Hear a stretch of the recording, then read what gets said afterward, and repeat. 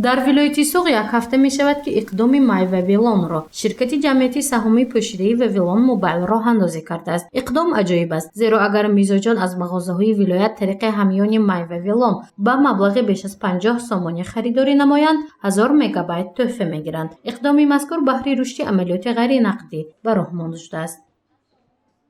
مای ویلون ضمیمه‌ای بسیار فونکسیونالی میباشد که برای کاربران خود امکانیت‌های بی‌پایان فراهم می‌آورد و مهم آن است که نه تنها مشتریان ویلون موبایل بلکه مشتریان دیگر شرکت‌ها می‌توانند این ضمیمه را استفاده برند. این معنای آن را دارد که هر کس می‌تواند از تمام امکانیت‌های همیان الکترونی استفاده برد و به پایگاه بزرگی ایکوپان‌ها یعنی تخفیف‌ها برای مال‌ها و خدمات‌های گوناگون از دکان‌ها، شرکت‌ها و مؤسسه‌ها دسترسی پیدا کند.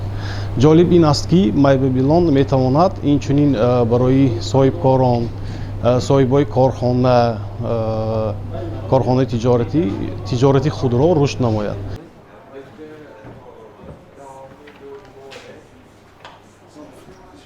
شاهزاده اورون و ساکن شهر خوجند است و امروز برای روزگارش از مغازه خرید می‌کند. شاهزاده اورون و مشتری دائمی شرکت علاقه موبیلی ویلون موبایل است. و از اکتی مای ویلون سری وقت آگاهی داشت چون که او از نوگانی‌های شرکت باخبر است و از آن فعالانه استفاده می‌کند. از این رو امروز هنگام پرداخت مبلغ خریدش از همیانی مای ویلون استفاده کرد.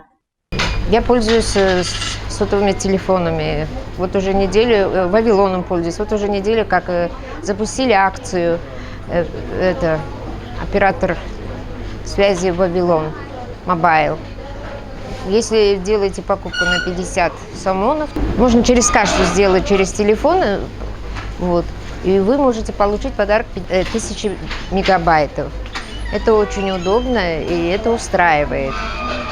Я до сих пор не придавала значения к этому, теперь я подключила это приложение, и в кассе я оплачиваю через Вавилон Мобайл.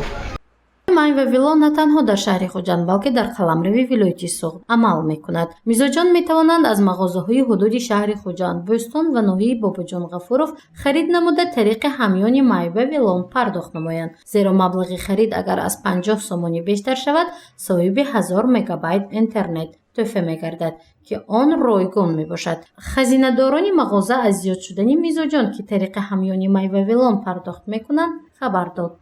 در یک روز 4 مرتبه آدم‌ها استفاده می‌برند در این خدمت رسانی‌هاشون через همین آنلاین استفاده می‌برند. در مرکز جماعتی دهاتی اونجی ناحیه باباجان غفوروف نیز خریداران از اقدام مذکور که شرکت علاقه موبیلی و ویلون موبایل راه اندازی کرده است خبر دادند، زیرا میزاجان پرداخت خرید خود را از همیانی مای و ویلون به راه ماندند. خزینه‌داران مغازه‌های بزرگ این منطقه ناحیه باباجان غفوروف میگوید که دوام روزی گذشته تا 15 نفر از این اقدام استفاده کردند، یعنی پرداخت محصولات خریده خود را طریق همیانی مای و ویلون سپاریدند. یک روز به تخمینا 15-20 نفره با مای و ویلون و کتاسیان خرید خودشان رو گذرانده. یک گیگ مگابایت با تلفن و آنها روان کرده شده است. بسیار قلای به ما معقول به میزاجان ما پیشنهاد میکنیم که برای شمایان و یک گیگ مگابایت داده می شود بی پول تا آنها خرسند از همین مای و ویلون. شرکت علاقه موبیلی و ویلون موبایل اقدام خود را تا 1 ایول دوام می‌دهد. تا این مدت میزاجان میتوانند از مغازه‌های حدود شهر و ناحیه‌های ولایت سوق با مبلغ بیش از 50 سومانی خرید نموده صاحب 1000 مگابایت تحفه گردند. گزارش مفنوشکور و نسیم رحیمов برای برنامه اطلاعاتی خبر.